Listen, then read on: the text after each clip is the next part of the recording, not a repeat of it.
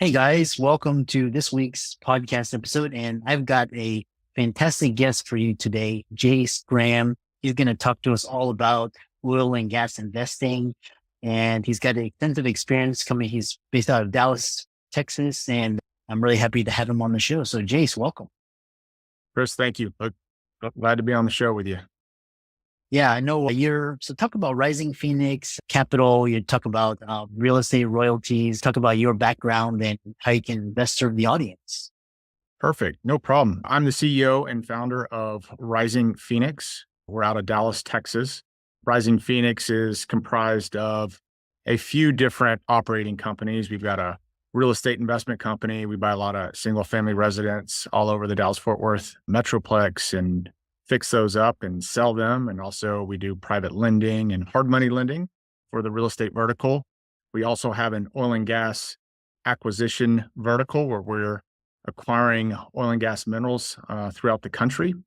And we also have a Rising Phoenix Capital vertical where we speak with investors, high net worth investors, about investing in one of the two other verticals I just mentioned that we source direct opportunities.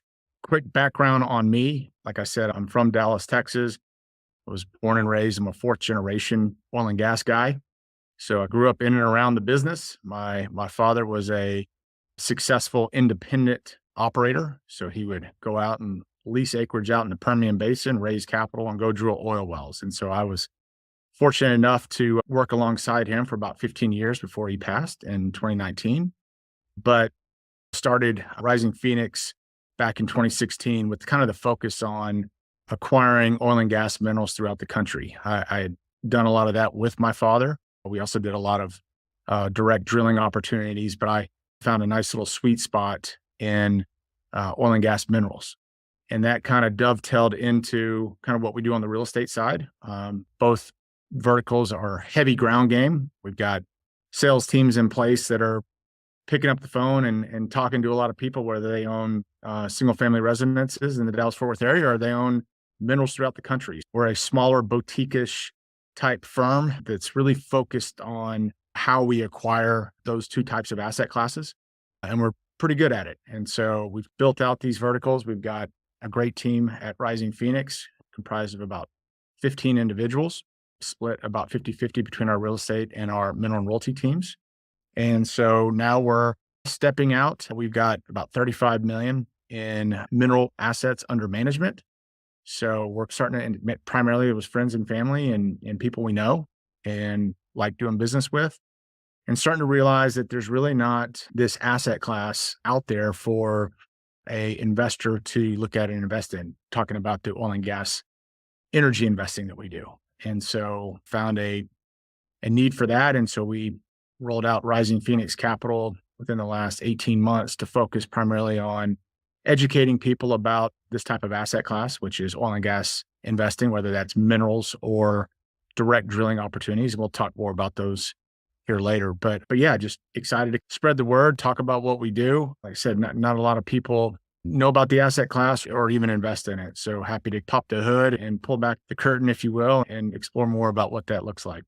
Yeah, it's really, yeah, no, I grew up in Texas too. It's like the oil country. So one thing is talking about, because a lot of the audience we talked about is they're doctors, they're executives, very traditional, professional, working class. And the one thing that they always do is they invest in real estate and kind of always looking at the next thing. So what is oil and gas? Like, how do you invest in it? What are the advantages? And I heard there's a lot of tax advantages, but talk about how you get into this asset class. Yeah, no, you're right. Most high net worth individuals, doctors, attorneys, investors like that, real estate is everywhere. Oil and gas minerals, it's part of the real estate. It's part of the bundles of sticks that go along with real estate. So it is in its essence, a real estate transaction. They say that when the first president patented the first tracts of lands out to the landowners, they owned from the center of the earth to the zenith in the sky, all right title and interest, air rights, water rights, right to ingress, egress, and the mineral rights. And we just so happen to focus on that mineral right interest. And we've created investment vehicles that kind of, also do that. And so ways that you can look at investing in oil and gas. Obviously, you can invest in operators that are publicly traded on the stock market. That's not what we're going to talk about. We're talking about direct investing into the space where there's tangible assets that we're going after. And it's an alternative asset, similar just like real estate, but we'll talk a little bit about three ways that you can directly invest into this space. The first would be we've got mineral funds, or you can invest into a mineral fund. And so you would come in as a limited partner, put up whatever 50, 100,000, whatever it may be, 250,000, and then you pull your money in with other investors that are looking for a return. And we do quite a bit of that. And we go out, and once we've raised a fund, and we're currently wrapping up a capital raise on our most recent fund, we'll go out and we'll start identifying and finding oil and gas minerals throughout the country from owners that want a lump sum payment versus that monthly royalty income stream that they get from the producing wells on their mineral interest. The second way that you can also invest, it's similar, but you can also do 1031 exchanges. So I know you mentioned that a lot of people invest in real estate. And so you can actually sell real estate, whether that's a multifamily apartment complex or single family residence, and you can 1031 defer the taxes into minerals. It's a like kind exchange. So that's another thing that we work with investors on. And I'd say the third thing is direct drilling deals. And we can pop the hood on each one of those and explore a little bit more. But there's massive tax advantages of investing into direct drilling deals. You have to be cautious, even more cautious. It's higher return profile, higher risk as well, because there is dry hole risk. But in those types of investments, you can take upwards of 60 to 75% tax write-off in the first year alone from the intangible drilling costs, which is what we call IDCs. Big income earners, big ordinary income earners that make a lot of money, this is a great way to write off taxes and have an opportunity for a nice potential return, assuming the wells do hit. Yeah, really, it just reminds me of kind of basically what you're talking about, a direct investment into a fund that looks at these different in real estate, it's syndications or so. Next question I have for you is with oil and gas. I was looking at these statistics, and given with electric now and with the climate and given current projected trends in the industry, how do you see this asset class evolving? And talk about, because I know, do you invest directly in the States, or do you look at it because there's oil in different parts of the world? Yeah, Chris, good questions. So yeah, the United States is unique. It's the only country that allows the citizen to actually own the minerals of underneath their subject acreage. So in any of the other countries out there, the governments own the mineral interest. The United States is a unique opportunity where we can actually reach out and talk directly to mineral owners themselves to acquire those assets. As far as where I look at it, coal was the energy source of the past. Oil is the energy source today, and I see natural gas being a big energy source of the future. We are sitting on more natural gas reserves than any country in the world, with the Saudi Arabia, if you will, of natural gas. And it's clean. You're seeing states and governments putting billions of dollars into the infrastructure of converting those coal-fired electricity plants over to natural gas. We're starting to export quite a bit more. We produce roughly 96 billion cubic feet a day. We export 25% of that overseas through LNG, liquefied natural gas, primarily along the Gulf Coast.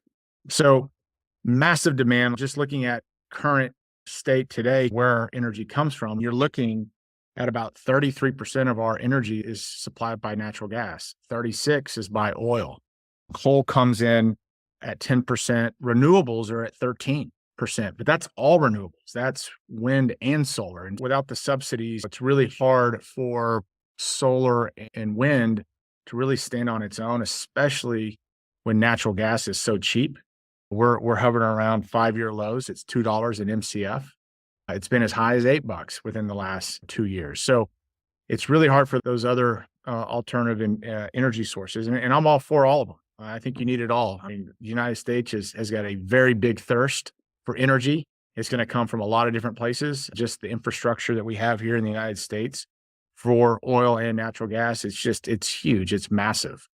And I know people look at also, hey, what about all these electric vehicles that are coming out? That's great. We're all for that as well. You've got to think about where does the energy come from to charge the batteries, right? So you have to back it all the way up. And of course, natural gas is the fuel source in these electric plants that convert that to electricity and charge those batteries. So it's going to be here for a while, at least for past my tenure on this planet and probably my kids. But yeah, we think there's quite a bit of running room here and it's not going anywhere. And plus, just think about all the other things that petroleum is used for. It's not just gasoline. It's plastics, it's fertilizer, it's asphalt, it's all kinds of stuff in the medical field. So there's just a lot of use for fossil fuels, if you will. I know sometimes that's a bad word, but it is what it is, and it's not going anywhere anytime soon. Yeah, really interesting. It's because I grew up in Houston. They call it the energy capital of the world, but we can't seem to keep our lights on. But and then that was really cool. I heard about fracking. That's what they did when their petroleum reserves were going down. So they did fracking and natural gas. And now I know there's a lot of geopolitical risk and a lot of countries are divesting off the petrodollar and shunning the state just because of all these sanctions. Volatile market like oil and gas, what strategies do you use to mitigate and manage investment risks?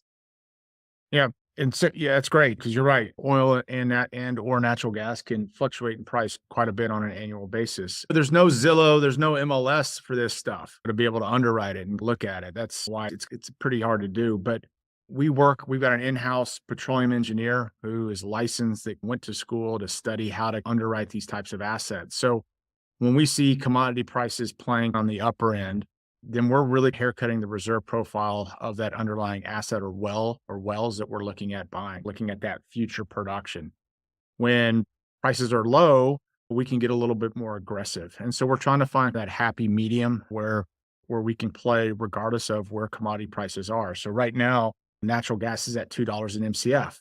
It's got a lot of room to go up, not a lot of room to go down. And so we can get a little bit more aggressive with those assets and how we buy them.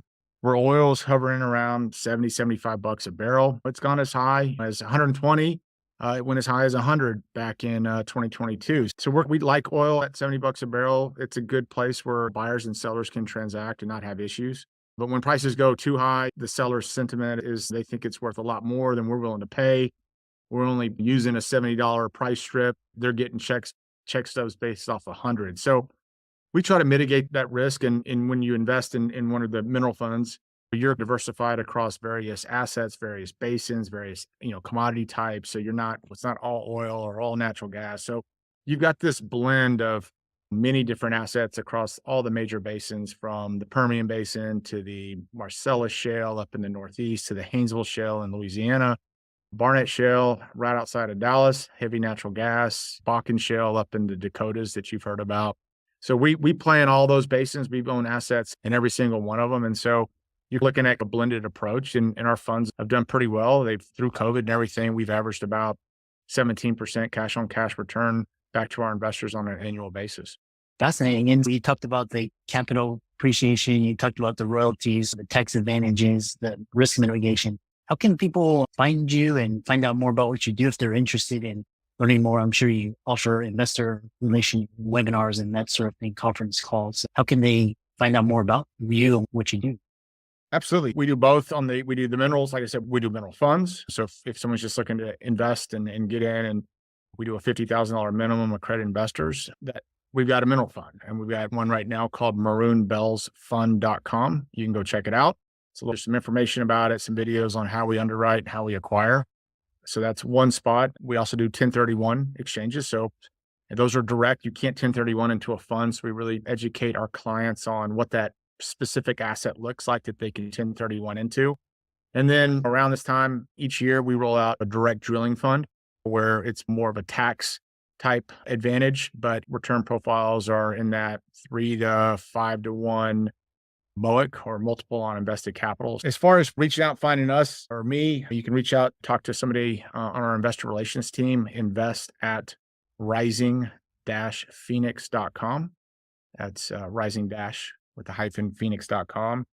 And we've got a phone number, 214-949-1856 is our direct investor line. And we just like talking about this asset class. Like I said, it's very unique. If you Google invest in oil and gas minerals, you're not going to find a lot of stuff out there. So it is a niche kind of space. And we try to put a good offering out there. Like I said, I'm fourth generation and we want to put something out there that we're proud of that doesn't have a lot of fees and overhead and all that, but a good guy deal.